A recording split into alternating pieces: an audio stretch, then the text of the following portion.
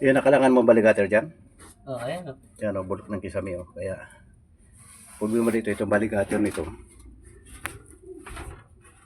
Yung baligater dito sa kabila, nakalaylay. So, ang tubig, tatapon doon sa loob ng bahay. So, ang ginagawa namin, kinakalangan namin sa ilalim yan.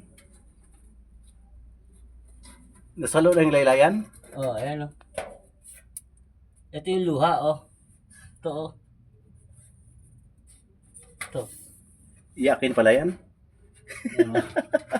May luha nga. Parang pitpit na pitpit to boss ayo. Ha? Parang pitpit na pitpit to. Kung Di, ano, okay lang maging breaker yan eh, yung Okay pitpit lang. ng baligater. Kasi nakita ko yung una dyan, yung laylay na laylay ang dulo. oh, ito galing dito ang luha papunta doon. Ayan, dito ang bagsak ng tubig. Yan o, bulok ng kisame. Kaya nagbaklas kami ng yero dito para makapasok kami doon sa loob ng yero.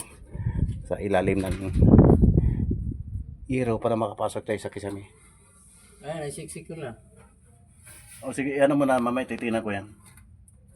Kung okay na mag-sit up dyan. Ayan o, dito galing ang tubig o. Papunta dyan. Yung baba doon. Dito bagsak. Yung isa, pwede na ikalang dito? Iksi na yun. Ha? Iksi na. Kunin ko. Ha? Sige. Try natin. Mm.